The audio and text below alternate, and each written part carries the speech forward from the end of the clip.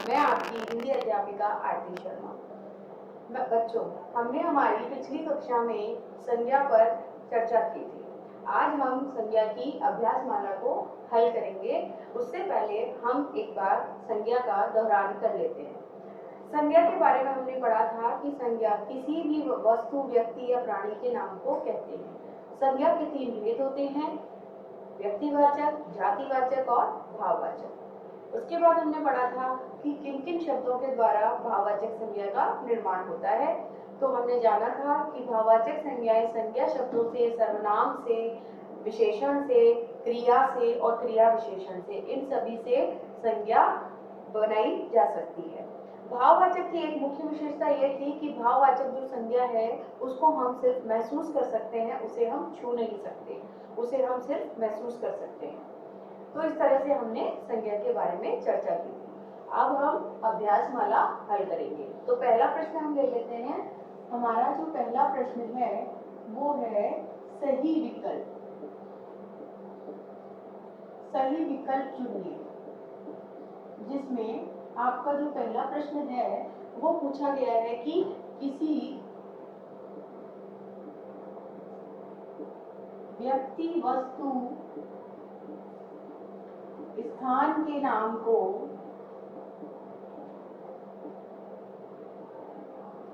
कहते हैं। अब इसमें हमारे 3 ऑप्शन हमें दिए गए हैं। इसमें संज्ञा, सर्वनाम और क्रिया। तो हमारा जो फर्स्ट ऑप्शन है संज्ञा, वही सही है, इसलिए हम इस पर सही का निशान लगाएंगे। दूसरा जो है वो हमसे पूछा गया है कि संज्ञा के भेद, संज्ञा के भेद होते हैं। संज्ञा के भेद होते हैं। इसमें भी हमें 3 ऑप्शन दिए गए हैं, जिसमें से हमारा दूसरा ऑप्शन सही है कि संज्ञा के 3 भेद होते हैं, इस तरीके से। तो सही विकल्प के ये 2 ही प्रश्न आपकी अभ्यासमाला में दिए गए हैं, ये हमने पूरे कर लिए। अब हम बढ़ते हैं हमारे नेक्स्ट प्रश्न की तरफ।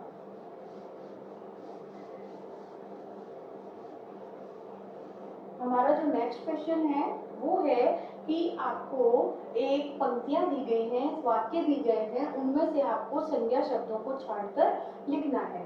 तो जो हमारा पहला है वो दिया गया है कि हैदराबाद में 4 मीनार, हैदराबाद में 4 मीनार बहुत प्रसिद्ध है, बहुत प्रसिद्ध इमारत है, इमारत है। अब ये जो हमें पंक्ति दी गई है, वाक्य दिया गया है, इसमें से हमें जो संज्ञा शब्द हैं उनको रेखांकित करना है, यानी उनके नीचे अंडरलाइन करनी है। तो हम कर लेते हैं। हैदराबाद जो है एक जगह का नाम है, इसलिए ये संज्ञा है। 4 मीनार एक स्थान का नाम है, इमारत का नाम है, इसलिए इसमें जो हमारी संज्ञा शब्द है वो 2 हैं, 4 मीनार और हैदराबाद। अब हम देखते हैं हमारा दूसरा वाक्य। दूसरा वाक्य दिया गया है ईमानदारी,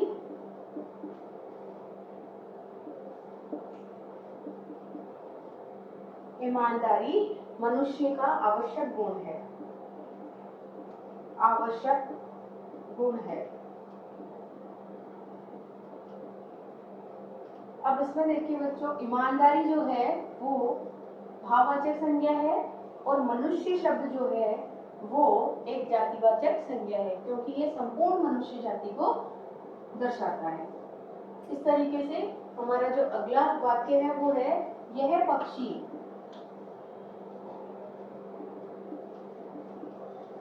यह पक्षी उड़ान भूल गया है, उड़ान भूल गया है।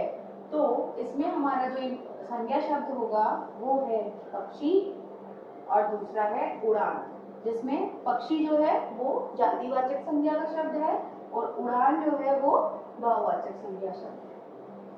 इसके बाद 4th नंबर का जो सेंटेंस है वो पूछा गया है, इस फल में मिठास नहीं है। तो जो फल शब्द है वो संज्ञा शब्द है, जातिवाचक है। फल जो है वो संपूर्ण जितने भी तरह के फल होते हैं उनको दर्शाता है, इसलिए जातिवाचक शब्द है फल। और दूसरा है मिठास। मिठास शब्द जो है वो भाववाचक संज्ञा का शब्द है। तो अब इस तरह से हमारा जो अगला है वाक्य है वो पूछा गया है कि विकास के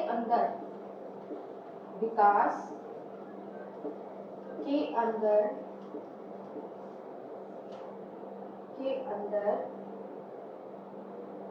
गुण के बारे में बोला गया है कि उदारता की भावना नहीं है। उदारता की भावना नहीं है। तो इस वाक्य में हमारा संज्ञा शब्द होगा विकास, जो कि किसी एक व्यक्ति का नाम है, व्यक्तिवाचक संज्ञा। और उदारता है हमारी भाववाचक संज्ञा। तो इस तरीके से हमारी ये एक्सरसाइज भी कंप्लीट हो गई, जिसमें हमने संज्ञा शब्दों को रेखांकित कर लिया। अब हम बढ़ते हैं हमारे अगले एक्सरसाइज पर, जो है कि आपको कुछ शब्द दिए गए हैं, उन शब्दों से आपको उनका भाववाचक रूप बनाना है। भाववाचक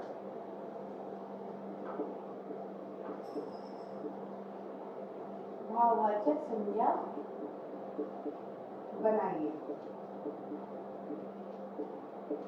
जिसमें आपका जो पहला वर्ड इसमें दिया गया है वो दिया गया है नारी।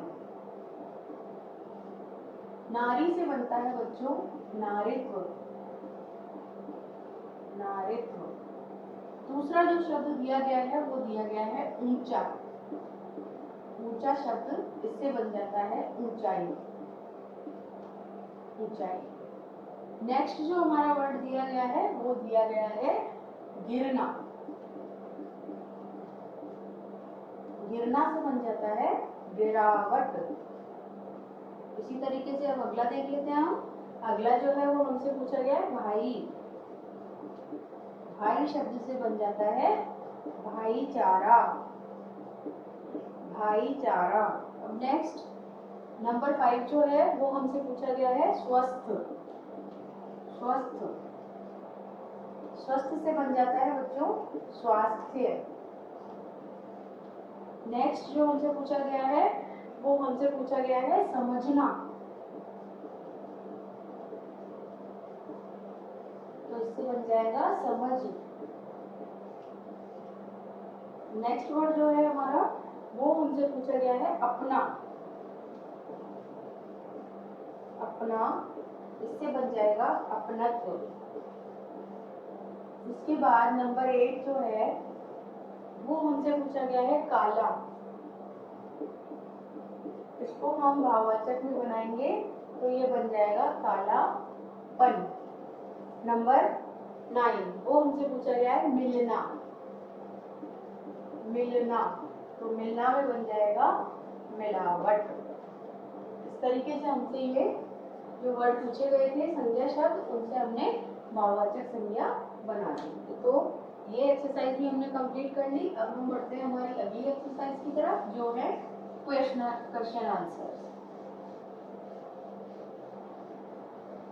आंसर करने में भी आपको कोई परेशानी नहीं होगी, क्योंकि हम संज्ञा को अच्छे से उदाहरण सहित हमारी पिछली कक्षा में समझ चुके हैं। तो सबसे पहला प्रश्न जो है वो संज्ञा की परिभाषा ही पूछा गया है कि संज्ञा किसे कहते हैं। तो इसमें हमारा परिभाषा आ जाएगी संज्ञा की, आप सभी को पता है। संज्ञा या फिर इसको हम शुरू करते हैं इस तरीके से, किसी व्यक्ति, वस्तु, स्थान, प्राणी अथवा भाव के नाम को संज्ञा कहते हैं। संज्ञा कहते हैं। अब हम दूसरा प्रश्न ले लेते हैं, जो है संज्ञा के भेदों के बारे में, कि संज्ञा के कितने भेद होते हैं, कितने भेद होते हैं, नाम लिखिए। तो आपकी जो अभी ये कक्षा है 7, इसमें अभी संज्ञा के 3 भेदों के बारे में बताया गया है, तो इसलिए हम यहाँ पर उत्तर में भी अभी वही लिखेंगे। जब आप अगली कक्षा में पहुंचेंगे तो वहां पर आपको संज्ञा के और भी भेद जानने को मिलेंगे। संज्ञा के 3 भेद होते हैं, 3 भेद होते हैं, जिसमें पहला है व्यक्तिवाचक संज्ञा,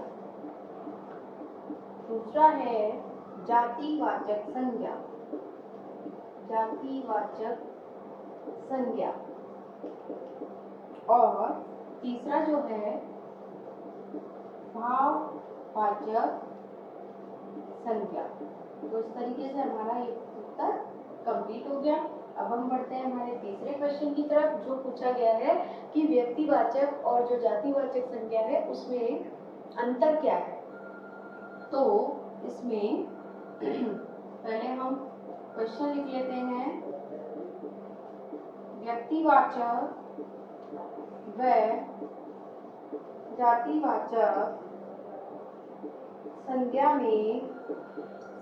में अंतर स्पष्ट कीजिए, अंतर स्पष्ट कीजिए।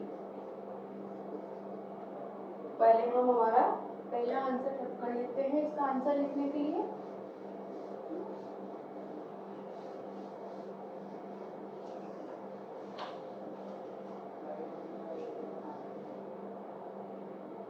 तो उत्तर अगर हम 3 लिख रहे हैं तो उत्तर 3 में हमारा जो है व्यक्तिवाचक। तो व्यक्तिवाचक संज्ञा जो है, व्यक्तिवाचक संज्ञा किसी विशेष व्यक्ति, किसी विशेष व्यक्ति, वस्तु, स्थान या प्राणी का बोध कराती है, प्राणी का बोध कराती है, जबकि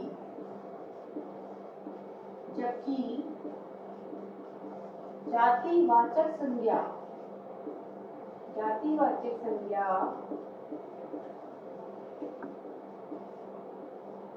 किसी एक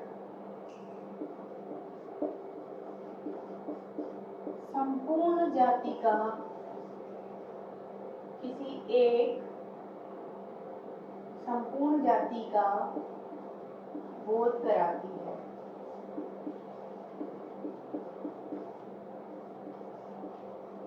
बोध कराती है। तो ये इन दोनों में अंतर हो गया कि जो व्यक्तिवाचक संज्ञा है वो किसी एक ही व्यक्ति, वस्तु या स्थान विशेष को दर्शाती है, जबकि जातिवाचक संज्ञा में वो उसकी संपूर्ण जाति का बोध कराती है। अब हम बढ़ते हैं हमारे अगले प्रश्न की तरफ। हमारा अगला प्रश्न पूछा गया है कि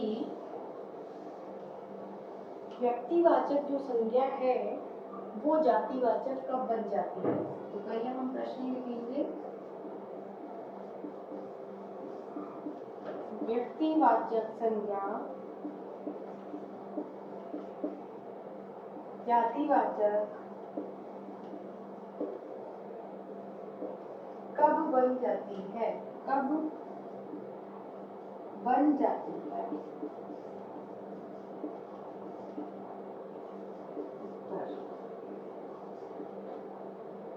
जब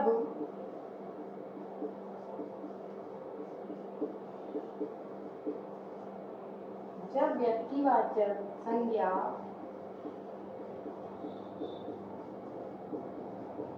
एक से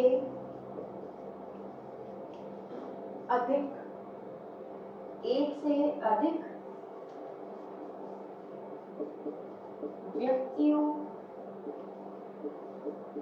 के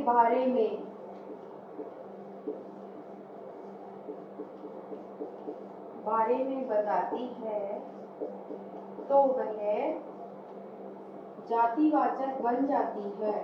जातिवाचक बन जाती है।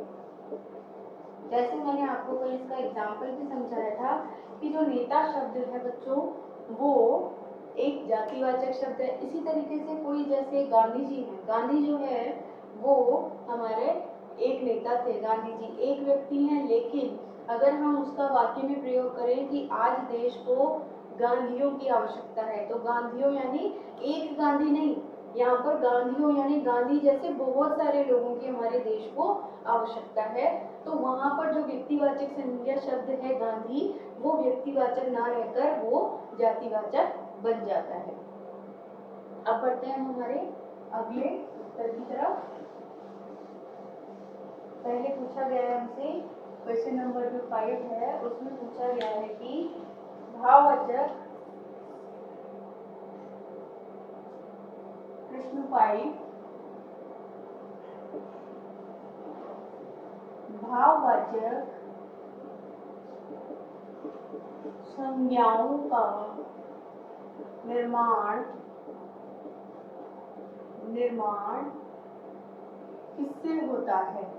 किससे होता है?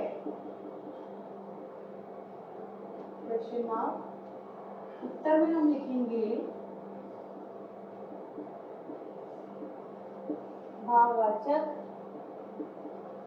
संज्ञाओं का निर्माण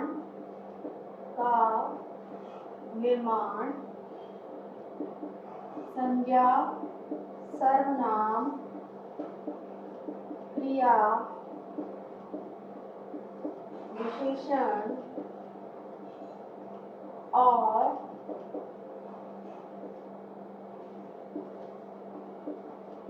क्रिया विशेषण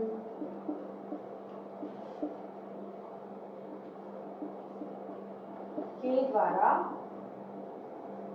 किया जाता है।